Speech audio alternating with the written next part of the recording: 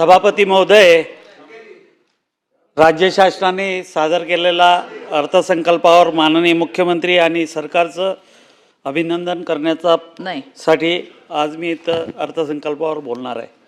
2026चा महाराष्ट्राचा अर्थसंकल्प हा राज्याचा $1 ट्रिलियन अर्थव्यवस्था बनवण्यासाठी व प्रादेशिक समतोल राखण्यासाठी एक महत्त्वाचा मौलाचा दगड ठरणार आहे।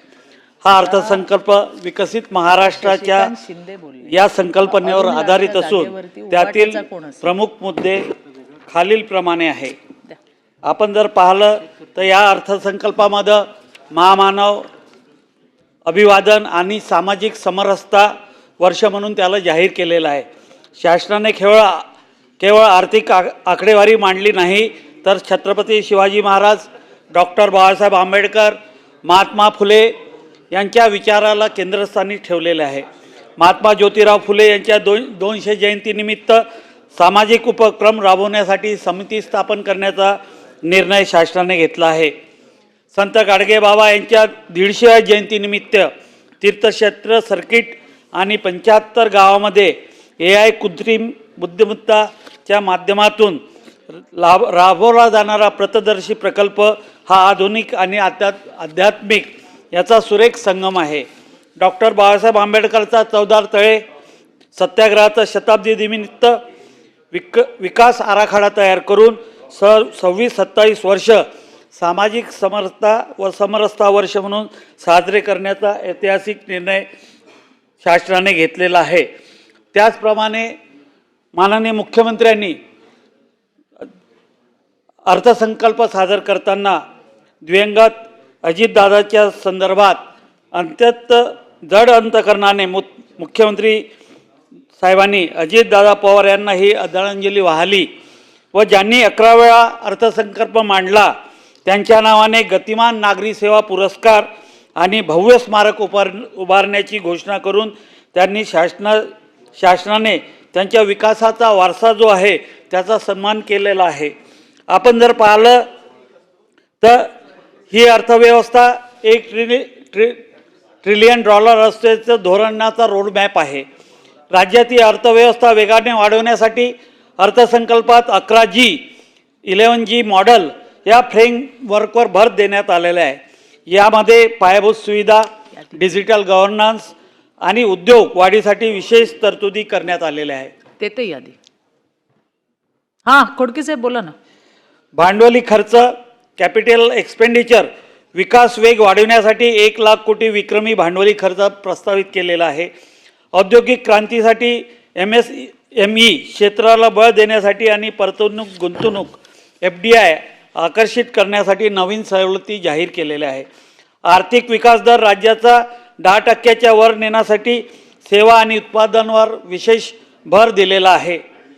प्रादेशिक समतोल आणि विकास, महाराष्ट्रातील प्रत्येक विभागाला विकासाच्या मुख्य प्रवाहात आणण्यासाठी अर्थसंकल्पात विशेष तरतुदी केलेल्या आहे। आपण जर पाहिलं तर मुंबईच्या धर्तीवर जागतिक दर्जाचे ग्रोथ हब म्हणून नागपूरला विकसित करण्याचा मनोदय माननीय मुख्यमंत्र्यांनी आपल्या या भाषणामध्ये केलेला आहे। गडचिरोलीला स्टील हब, गडचिरोली 2.31 लाख कोटी रुपयाची गुंतवणूक, मोठे स्टील उत्पादन केंद्र उभारले जात आहे। यामुळे विदर्भात प्रत्यक्षात 50,000 रोजगार निर्मितीचं उद्दिष्ट ठेवण्यात आलेलं आहे। वैनगंगा नळगंगा नदीजोड प्रकल्प हा विदर्भासाठी गेम चेंजर ठरणार आहे। 94,868 कोटी रुपयाच्या प्रकल्पाला अमरावती, नागपूर, वर्धा, यवतमाळ सुमारे 4 लाख हेक्टर क्षेत्र ओलिताखाली येणार आहे आणि त्याच्यात जो पाण्याचा साठा शिल्लक राहणार आहे तो खऱ्या अर्थानं पुढच्या काळामध्ये 20-25 वर्षानंतर औद्योगिक क्रांतीसाठी त्याचा एक मोठा उपयोग या निमित्तानं होणार आहे।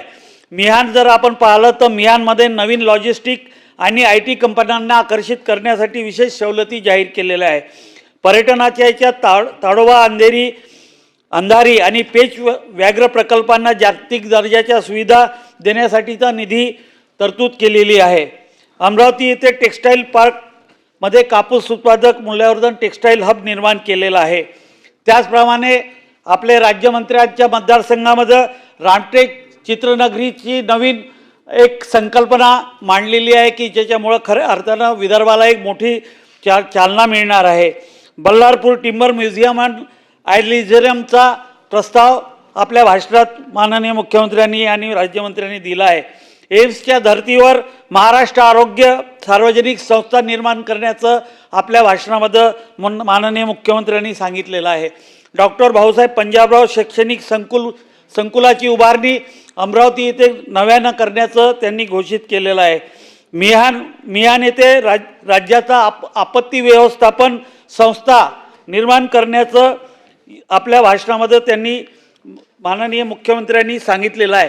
या अर्थानं जर आपण पाहिलं तर खऱ्या अर्थानं मुंबईच्या धर्तीवर नागपूर एक ग्रोथ हब म्हणून नवीन विकसित होण्याला चालना देणारा या अर्थसंकल्प आहे. मराठवाडा विकासाच्या संदर्भात आपण जर पाहिलं तर मराठवाड्यामध्ये दुष्काळी कलंक पुसून काढणे आणि छत्रपती संभाजीनगर मुंबई पुणे इतके महत्त्वाचे केंद्र बनवणे या अर्थसंकल्पात महत्त्वाचं सूत्र आहे. मराठवाडा ग्रीड दुष्काळावर कायमस्वरूपी मात करण्यासाठी जायकवाडी धरणासह मुख्य धरणांना पाईपलाईनने जोडण्याचा आपला मनोदय व्यक्त केलेला आहे. संभाजीनगरला खऱ्या अर्थानं IT हब निर्माण होईल, नवीन सॉफ्टवेअर कंपन्या येतील, तिथं स्टार्टअपला इन्सेंटिव्ह देण्याचं या अर्थसंकल्पात सांगितलं आहे. कृषी प्रक्रिया केंद्रामध्ये सोयाबीन मोसंबी उत्पादक शेतकऱ्यांसाठी व्हॅल्यू चेन आणि प्रक्रिया उद्योगांना 50% अनुदान देण्याची घोषणा माननीय मुख्यमंत्र्यांनी आपल्या भाषणामध्ये केली आहे. कोकणच्या संदर्भात जर पाहिलं तर किनारे रस्ते कोस्टल रोड प्रकल्पाचा विस्तार आणि जलवाहतुकीवर भर दिलेला आहे. त्याचप्रमाणे कोकणातील पर्यटनाला आंतरराष्ट्रीय दर्जा मिळवून देण्यासाठी पर्यटन झोनची निर्मिती केली आहे. पश्चिम महाराष्ट्राच्या संदर्भात जर विचार करायचा म्हटलं तर कृषी प्रक्रिया नाशिक अहमदनगर जिल्ह्यात अन्न प्रक्रिया उद्योगांना फूड प्रोसेसिंगला चालना देण्याचा मनोदय व्यक्त केलेला आहे.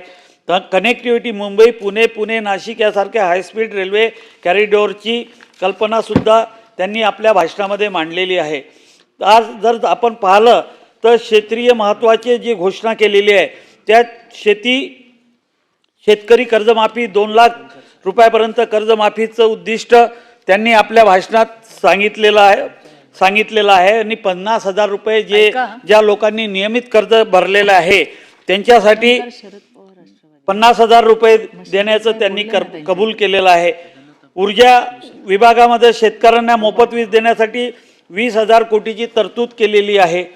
त्यानंतर पायाभूत सुविधा 1,000 पेक्षा जास्त लोकसंख्या असलेल्या गावांना सिमेंटचे रस्त्याचा मनोदय व्यक्त केलेला आहे. ग्रामीण आरोग्यासाठी 4,500 कोटी रुपये आणि आरोग्य शिबिर ही नवीन संकल्पना त्यांनी आपल्या याच्यात मांडलेली आहे. लाडकी बहीण आणि लखपती दिदीच्या योजनातून महिलाचे आर्थिक सक्षमीकरण करण्याचा मनोदय त्यांनी व्यक्त केलेला आहे. कृषी क्षेत्रामध्ये जर पाहिलं तर तंत्रज्ञान केवळ श्रीमंतासाठी नसते हे सरकारने सिद्ध केलं आहे. ज्या शेतकऱ्याकडे स्मार्टफोन नाही त्यांच्यासाठी वसुधा व्ही व्हॉइस सेवा सुरू करण्यात आली आहे, ज्याद्वारे कीड व्यवस्थापन सल्ला थेट फोन कॉलवर मिळेल. राज्यातील 4ही कृषी विद्यापीठाला AI innovation and incubation centre स्थापन केली जात आहे, ज्यामुळे कृषी स्टार्टअपना मोठी चालना मिळणार आहे. यामुळे शेतीचा उत्पादन खर्च 25% कमी होणार आहे. ॲग्रिस्टिक आणि शेतकरी कल्याण या संदर्भात सुद्धा त्यांनी आपला मनोदय व्यक्त केला. ॲग्रिस्टिक योजनेद्वारे 1,81,00,000 शेतकऱ्यांना फार्मर ID देऊन महाराष्ट्र देशात अग्रगण्य ठरेल या संदर्भातलं त्यांनी मनोदय व्यक्त केला. आदिवासी वनपट्टीधारक शेतकऱ्यांचाही समावेश यामध्ये केलेला आहे. महाराष्ट्र नैसर्गिक शेती अभियान अंतर्गत आगामी 2 वर्षात 5 हेक्टर क्षेत्र नैसर्गिक शेतीखाली आणण्याची महत्त्वाकांक्षी पाऊल त्यांनी उचललेले आहे. अत्यंत महत्त्वाचा निर्णय म्हणजे गोपीनाथ मुंडे अपघात सन्मुग्रह अनुदान योजनेत आता शेतमजुरांचाही समावेश यामध्ये करण्यात आलेला आहे. त्याचप्रमाणे जर आपण पाहिलं तर पशुधन आणि मत्स्य विकास ग्रामीण अर्थव्यवस्थेला बळ देण्यासाठी मुख्यमंत्री ग्रामीण पशुधन उद्योजक योजना सुरू केलेली आहे.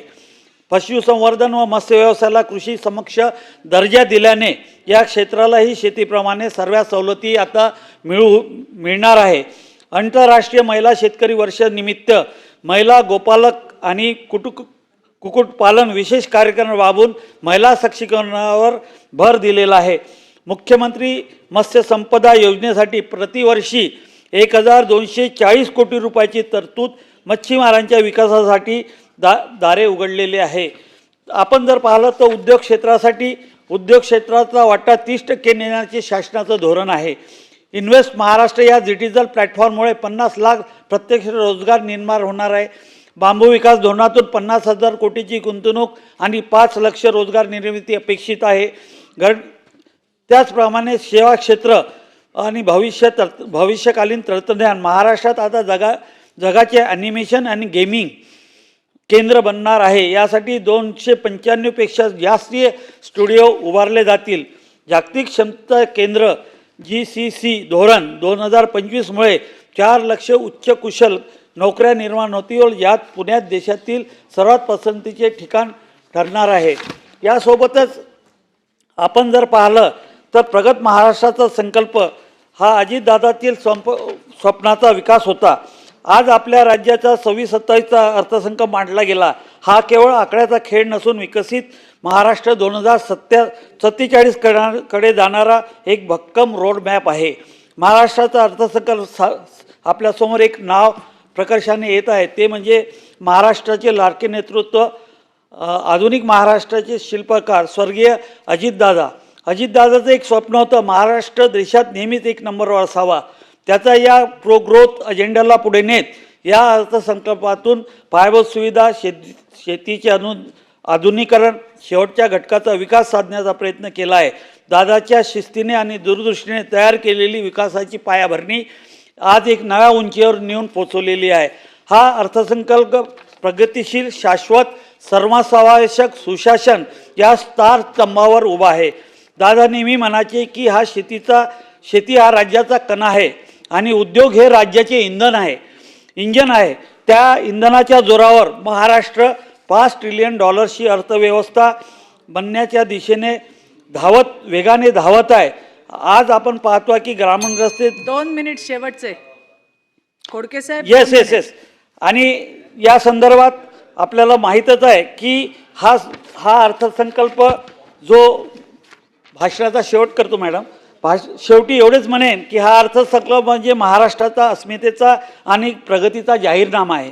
अजितदादा पवारांच्या कारभाराचा वारसा जपत आणि महाराष्ट्राला जगाच्या नकाशावर एक औद्योगिक महासत्ता म्हणून प्रस्थापित करण्याचा कटिबद्ध आहोत. शब्दाला पक्का व वारसादार दादांना आपल्याला दिलेला त्याचा विश्वासाने महाराष्ट्र प्रगतीच्या शिखरावर नक्कीच पोहोचेल. अर्थसंकल्प पुणे, मुंबई यासारख्या केंद्रासोबतच ग्रामीण विकासाचा समतोल राखणार आहे. अजितदादाचा गतिमान प्रशासनाचा वारसा जपत आहे. हा रोड मॅप केवळ $1 ट्रिलियन नाही, तर 47 पर्यंत $5 मिलियन व्यवस्था बनवण्यासाठी सक्षम करेल. या निमित्तानं मी माननीय मुख्यमंत्री, पूर्ण शासनाचं, राज्यमंत्र्यांचं, ज्यांनी अर्थसंकल्प सादर केला, त्यांचं अभिनंदन करतो आणि माझे 2 शब्द संपवतो. धन्यवाद.